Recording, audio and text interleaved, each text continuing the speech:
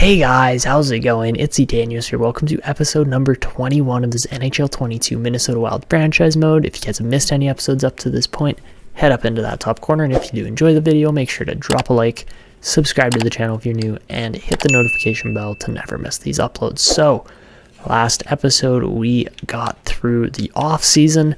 We had the draft where we made the kind of big move to send Kuznetsov off for the 7th overall pick, and it ended up resulting in our lineup looking a little bit weaker than last year, just based on the fact that Guy Bonnet is going to be our starting second-line center, but we also picked up Jakub Habibulin 7th overall, which was a pretty good deal for where we got him and the quality of player he is. I think he's going to be fantastic in the future for us, but as of right now, we're going to try the extra sniper playing with Kaprizov and Boldy to hopefully, get some goals and help set these guys up, because he is a pretty decent passer too. He's not quite as good as Habibulin, but he's right there as far as the passing attributes go.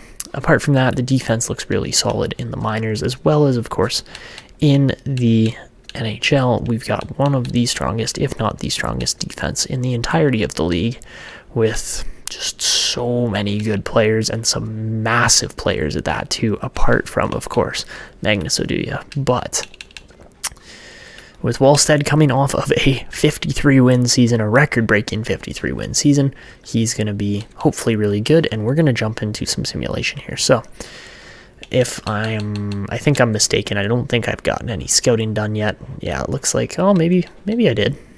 Maybe I did. I don't know if that's actually the case or not. I can't actually tell if I got all my scouting done here or not. I think I did, but I might be wrong. So yeah, just taking a first kind of peek at the draft class, and well, it doesn't look bad per se, but at the same time, you can't really tell until all the scouting reports come back. So we're going to start off with the calendar sim. We're going to simulate up to this first game, see how the team's overall ratings are looking, things like that. I mean, obviously, this team is really good. There's no doubt in my mind that we're going to be contending for a repeat here of last season. And, well, let's just see how the offense, defense, and everything is looking. And 184, that's really strong. So this should be a good season here as we get rolling. But Minnesota is expected to finish at least in a top 3 spot this year, if not higher. And, well, we're going to simulate up to what I think is going to be the end of January to start, and we'll go from there, see how the team's looking. And, well, Seth Jenner immediately sprains his ankle, and Guy Bonnet goes out with a concussion. Great starts to the season. Morgan Moy out with a concussion. This is actually ridiculous. Wow, I've never seen so many injuries off of one game. That's actually insane. Didn't know it was possible to get that hurt that quickly. But apparently I'm wrong, so. Alright, starting off, we win 4 out of our first 5. Not bad, but we're also dropping like flies as far as injuries go here. Alright, we'll go like that. Man, this is, alright, we lose a couple, if not more than a couple in a row here. Yikes, off to a below average start. We're 4-3-0. I think we went like 9 games before we lost a game last season, so that's unfortunate. Connor Duar's back in the lineup, but we could really use a healthy Guy Bonnet playing second line center right now. So, all right, 5-4-0, not looking good. We are definitely in a worse spot than last year, as we're sitting 6th in our division right now. And there you go. We finally get one center back in Morgan Moy, but yikes, man, yikes. This is just off to a rough start. Yeah, sure, the team is producing extremely well, but man, I can't believe how many injuries we've had right off the start. How's our defense doing? Are they putting up any points this year? 4 from Sexton, 5 from Weller. Not many, to be completely honest. Not too many points. So, and we lose Fistrick to injury too. Isn't that just fantastic? And Beckham as well. Hello, are you gonna stop the simulation? I pressed back. Apparently that doesn't do anything. I would really like it if Guy Bonnet could not get injured in the first 14 minutes of his freaking debut. That would be really nice.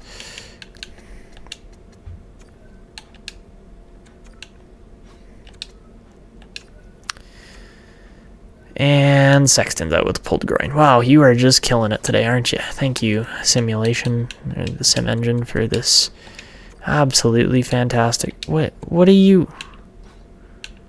What? Oh my god, Wallstead also goes out with an injury. You gotta be kidding me.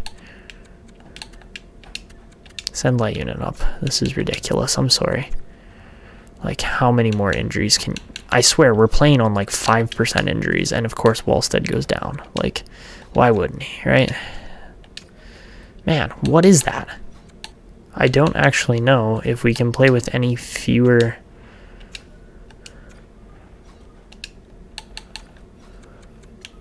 players in the lineup. This is insane.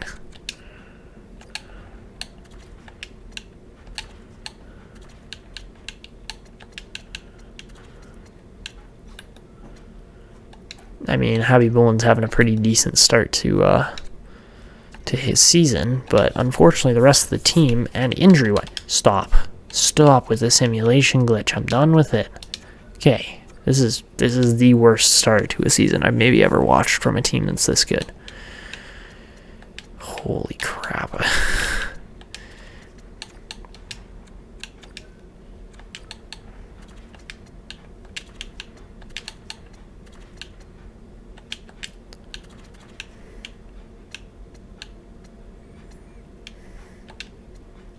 Like, just yikes.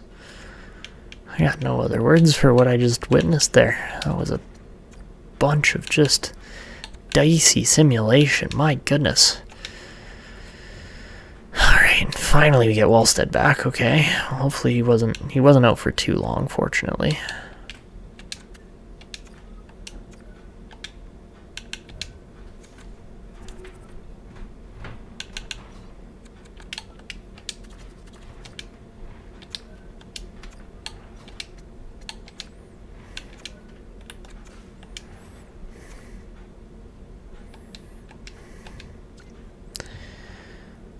Alright, so in the first 22 games or so of simulation here, 22, we only have 24 points in total. Michkov is scoring at an absurd pace. He has 31 points in 22 games. Kaprizov is also playing extremely well. I mean, so many players are playing extremely well right now.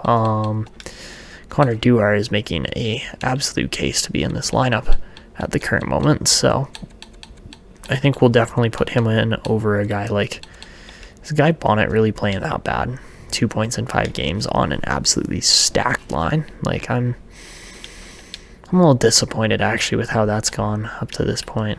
Yeah, 2 points in 5 games, that's unfortunate. Maybe we even try Morgan Moy there? Maybe not. He's kind of an average defensive player, so... Or he's above average defensively, but everything else is weak. So, why would you put Wallstead back in my lineup when he has just been injured this many times? Come on. Alright, so yeah, terrible start to the season, no doubt in my mind about that, but the draft class is looking like, okay, Hayden Bulbrook looks like a Connor McDavid-esque kind of player. Good shooting, good puck skills, better than his skating and physical. Interesting player, but we really don't have any need to pursue him with a guy like Michkov in the lineup. Apart from that, this is a bit of a weird looking draft class overall, to be completely honest. I don't really know if too many players are going to be that crazy. I mean, this guy looks like something. If he's NHL ready, he might be legit. Caden Boss. This Mario Cote guy also looks really decent. So yeah, I mean, like I've said so many times before, you can't tell with a draft class or a player until you really get the scouting report back, but at the same time, you know, it's an interesting looking group of players for sure. So looking at the draft class up to this point, it's still too soon to tell, but it does look fairly strong in the first 2 rounds or so.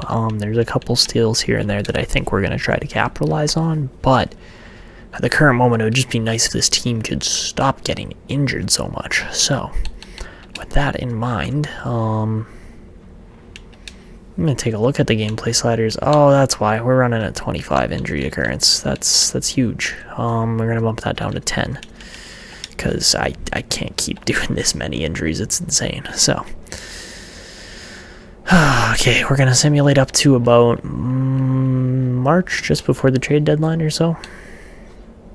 Yeah, we'll simulate up to March first, see how this team's doing, if they can start kind of turning it around, because at the current moment, it's not looking too great, to be completely honest. We've had a lot of really, he might not clear waivers. He does. Okay, that's nice. But yeah, at the current moment, this team is still just, it's not in shambles, but it's not where we need it to be, because players are dropping off with injuries so quickly and so fast that nobody can really get into a rhythm of playing. And when that happens, it really makes it hard to win. Like, Wellstead's only won 8 out of 17 this year. That's not the form he was on last year, and we're losing, and we're still losing. So yeah, A+ is across the board.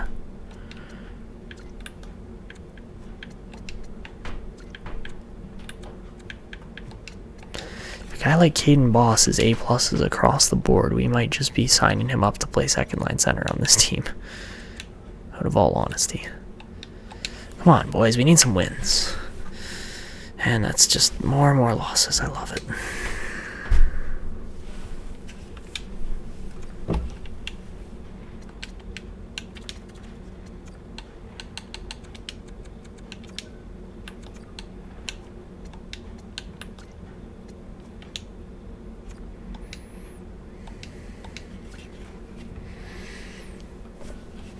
Can we just sim? Can we just sim without, like, the serious amount of injuries that we're dealing with? Because it makes it boring. We have to sit through this much. Stop. Stop right now.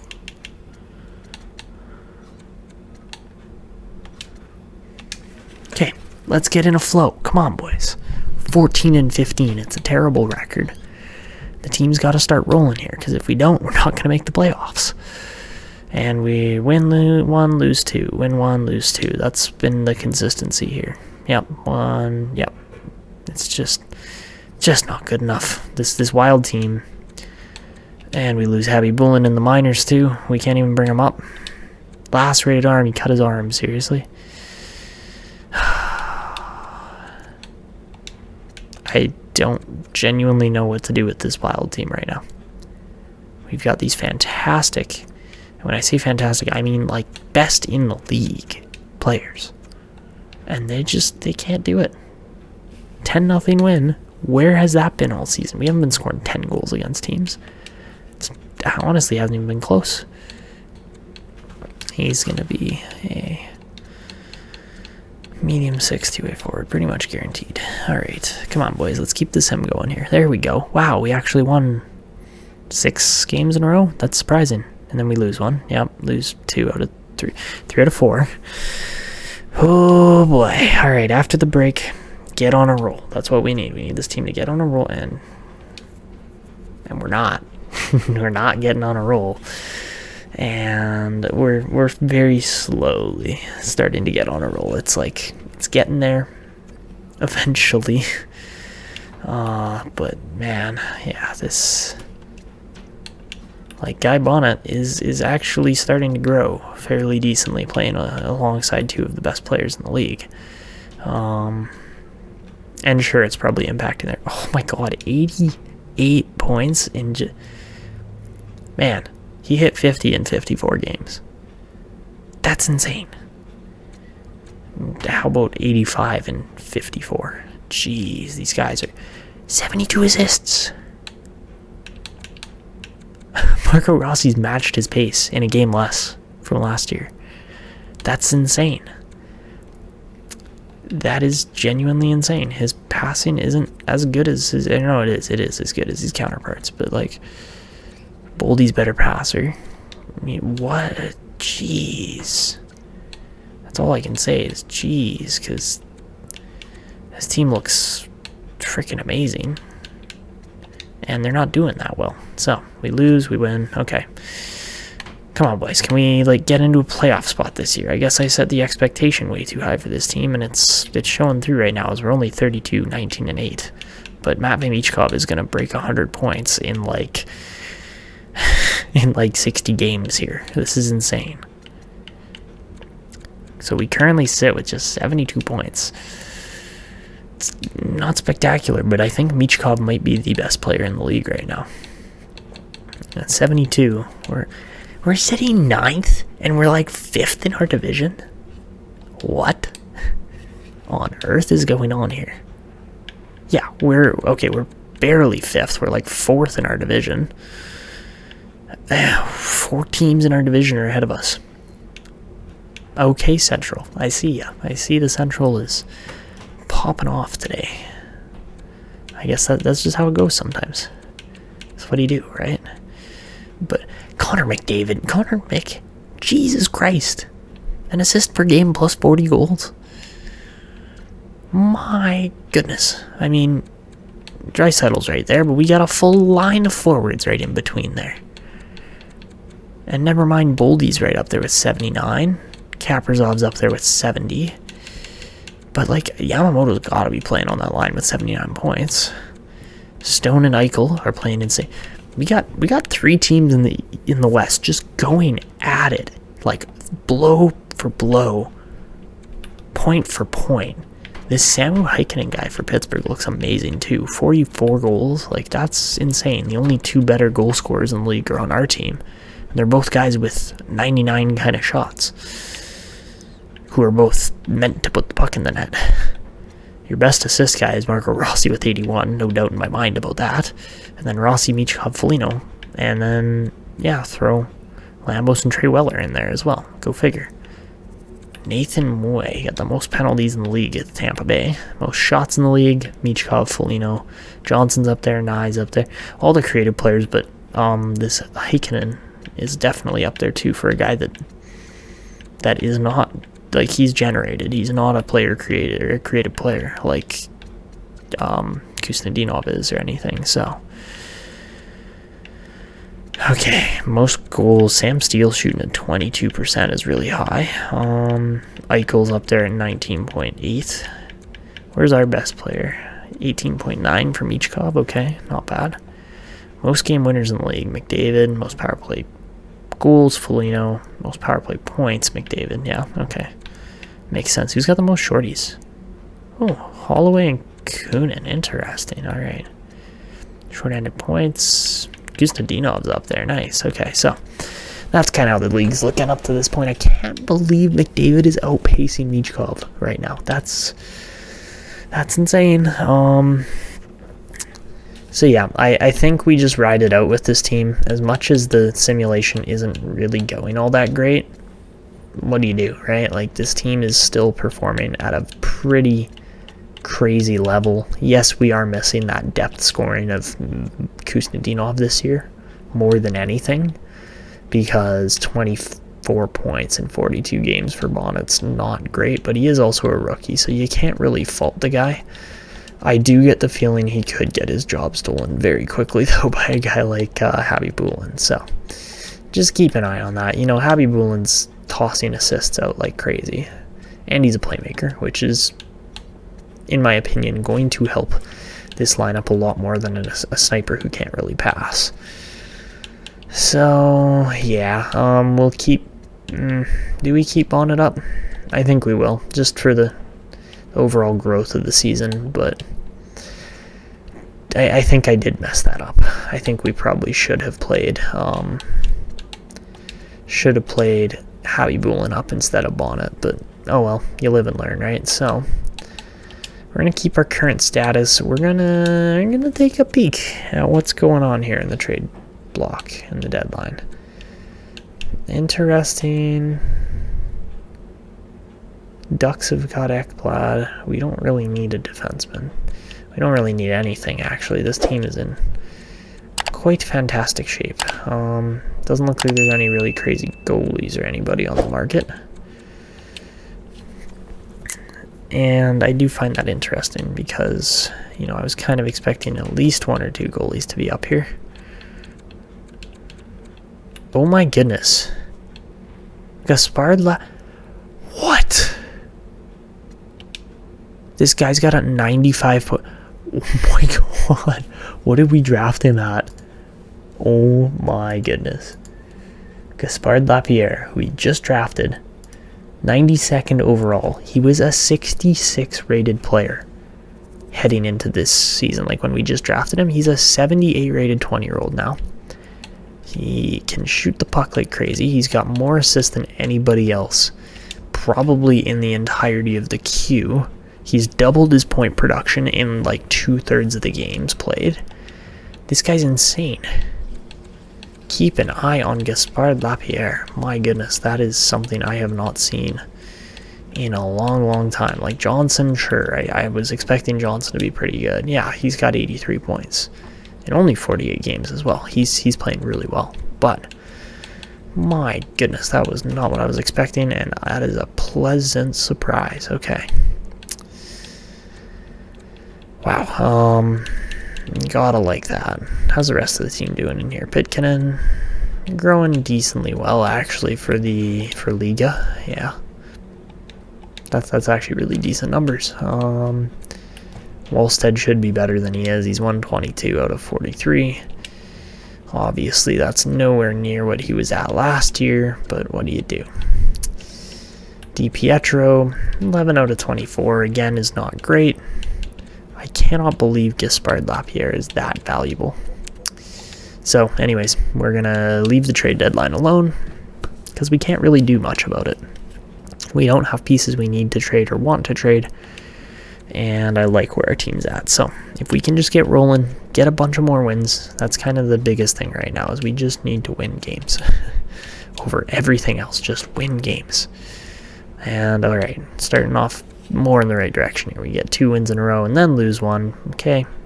As long as you can just keep putting 2 or 3 together for every one that you lose, then that's good. Alright, so are we gonna get a scouting report on what's this guy's name? Caden Boss? I would love to. I mean, Mario Cote also looks like a crazy good sniper. Yoshi might be decent, but I can't actually tell right now. Alright. It's a strange draft class for sure. Definitely a strange one this year. Alright, there we go. We're starting to roll. And the second I say that, Kaprizov's injured. Ouch. Yeah, and we would lose to who else but the Colorado Avalanche. Oh great, we're rolling now. We're actually in a decent spot. That's better. That is where I wanted to be. This is where I expected the team to be, was right up near the top of the league. Christian Rankel is having a year. I like it. How's he doing on points, actually? Okay, you know what? 18 goals as a defenseman is no small feat. That actually takes a lot of skill. So yeah, you gotta hand that to him. He's playing extremely well. We are struggling with injury still, but that is nothing out of the ordinary for this team at this point. Connor Duar's in for, of course, Kirill Kaprizov. He is insane. 79 points in less games played than that. Try 115 for Michkov and just 74. Try 100 assists almost for Marco Rossi in 74. And 110 for Foligno. Man, this line is just... line's on another level. It's not even close, actually. 36 and 57 for Guy Bonnet's not bad. 100 points for Boldy, too. He has got to be... 658 is a pretty high number. What's Kaprizov rolling at? Kaprizov is not far ahead of Boldy as far as all-time wild point leader, like active wild point leader goes. But with these other guys coming up, like 443 and just 400 games for Michkov is insane. 357 and 316 for Foligno. Rossi had more games, but he's still over a point per game. These guys are going to catch Kaprizov so quickly. Oh boy, okay, here we go. Now the losses start to roll in right at the 44 win mark, which is not great. But that's okay. So we get Kaprizov back. We're going to be fine. We get Nicholas Lawrence back. Man, this was a rough season. Like, this was a really, really rough go. We have had so many injuries. And, all right, we win. All right. We win. And we do get 50 wins. Nice. 111 points as well. Only lose 21 in regulation. And that's a 70-goal season for Matvei Michkov. And not just 70-goal season, 130-point 70-goal season. He had 60 assists. That was over a 60-60 season. Like, that is absurd. And the Panthers won 52. We were one of, one of 5 teams to get 50 wins this year, and 3 of them were still in our division. Oh, poor Colorado and Nashville, who honestly probably had a better season than us, but somehow didn't beat us in the standings. All right. 60-60 year from Jagger Foligno. 125 points. That's insane. My God. 100 assist year for Marco Rossi. He is almost an assist per game right now. Yeah, I mean, hey, when you got 2 of the best shooters in the league on either wing, it's pretty easy to just dish the puck off and go, yeah, you finish off the chance. I'll just hang back and take the primary assist. Like, all right, 33 wins for Wallstead this year. Nothing crazy. He definitely was a lot hotter last year. Playing more games too, but a lot, 20 wins hotter last year. And 17 for DiPietro is not actually that bad. So they shared the workload pretty decently. I'm actually quite happy with how that turned out. And, well, now it comes down to the scoring race. And not only that, like, yes, Florida did win the Presidents this year, but we were still the second best team in the league, and I honestly, for a while, thought we weren't even going to make the playoffs there. So, Matvei Michkov, 130 points. We have 4 guys with over 100 points. Kaprizov scores 92. And then Guy Bonnet's our next highest scorer with just 43 after those top 5. Do we have any defensemen play well? Trey Weller was okay. Oduya was okay. Eriksson was okay. 30 points each kind of thing. So nothing crazy. But my God, the offense is run by the forwards here, and there's no doubt about it. So the moment of truth comes down to, did Matvei Michkov beat out Connor McDavid or not? That is the real question here. And, well, he did not. 138-point season for Connor McDavid. He almost scores 60 goals for 140 points. And Connor McDavid is just, oh my God, he's just insane. That's just insanity. Like, wow. Just sit back and witness the greatness of Connor McDavid, because that's simply what we're at. We've literally put together one of the most astounding lineups in history with the Minnesota Wild, and we simply cannot beat out McDavid and Draisaitl because they're that good. So your top scorer was indeed Michkov, no question there. Top assist getter was Rossi, but McDavid's gonna get the Art Ross for sure. So Marco Rossi plus 82 on the season. That's insane. All right, biggest shooter was Michkov. Not surprised at all. Best shooter, Vetrano doesn't count. It was Eichel and McDavid, and then Stone, and then. Well, McCann was pretty good for 77 points, 31 goals. That's insane. All right, you gotta like that. Who had the most power play points in the league? McDavid, yeah, okay. Power play goals, Foligno. Game winners, McDavid, yeah. Shorties, Holloway. Points, Kusnedinov. Time on ice, Adam Fox. That's not really surprising. Minutes, yeah, Fox again. Face-offs won. Kopitar is the best in face-offs. Face-off percentage doesn't count for anything. Who led the league in blocks? Kuparainen, yeah, that makes sense. Hits, Barkov, interesting. Alright, giveaways. Some terrible Lightning defensemen. Takeaways, McKinnon. 32-year-old McKinnon looks insane. Who had the most fights in the league? Nathaniel Moy. This guy's a wrecking crew for Tampa.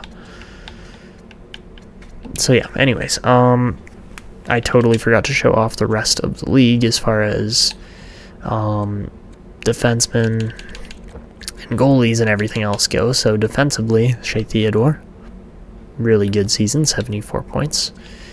Best goalie in the league was Yaroslav Askarov for Nashville, putting up 42 wins. That's pretty insane. Spencer Knight had a great year too. Lots of guys had a great year. Olstead was pretty average. Kakinen was actually pretty good for Colorado.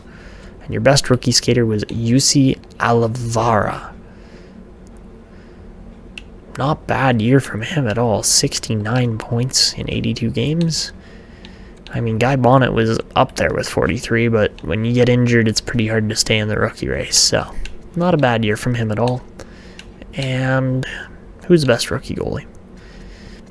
They're always weird here with rookie goalies. Best save percentage, anyways, was this Mackenzie guy. The most wins was Jussi Hyvänen, Minnesota. Jussi Hyvänen, the Minnesota Wild goalie. Go figure. Was the best goalie for rookies in the league, anyways. So. Alright, pretty insane season. Michkov scores a ridiculous amount of goals and points. It was literally 8 off of... Oh my god, we've got the match. It's happening again. It's happening again. We have the matchup of the best scorers in the first round. And as much as I want to feel bad for likely trying to knock McDavid and Draisaitl out of the playoffs, I'm pretty sure they've gotten a cup, haven't they? They have not yet. That is interesting. I mean, Washington's the only team who's gotten 2 so far in this franchise mode. Calgary's gotten 1. New York and Colorado have also gotten 1. So, I mean, this Edmonton team is... I don't want to say they're inevitable, but they are strong. And they have 298 rated players on their team. Yikes. This should be fun. I mean, you put Yamamoto with them, too, and... God, this is just insane.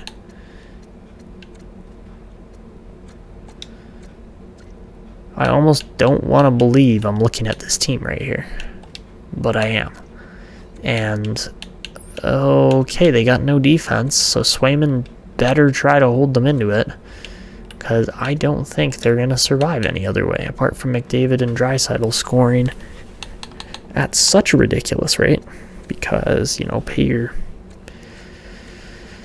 big scorers a combined $25 million. Our team model's better. Our highest paid players get $9.5 million. 3 of our highest paid players are getting $9.5 million each. That's way better than 11 and 13 million. Our 2 franchise cornerstones in Michkov and Foligno are only getting 8.9 and 8.5. This is the Pittsburgh model right here. This is the Penguins Cup winning model that this team is exemplifying. And sure, we've got Wallstead signed up for 2 more years at a really cheap deal, but this team's legit. We're ready to go, and we will take on Edmonton next round. So that's going to be it for this one. If you guys enjoyed, make sure to go down below, drop a like on the video, subscribe to the channel if you're new, and hit the notification bell to never miss these uploads. And of course, if you want to show your support, make sure to leave comments as well. But that is going to be it for this one. I hope you guys enjoyed. See Daniel signing out, and until next time.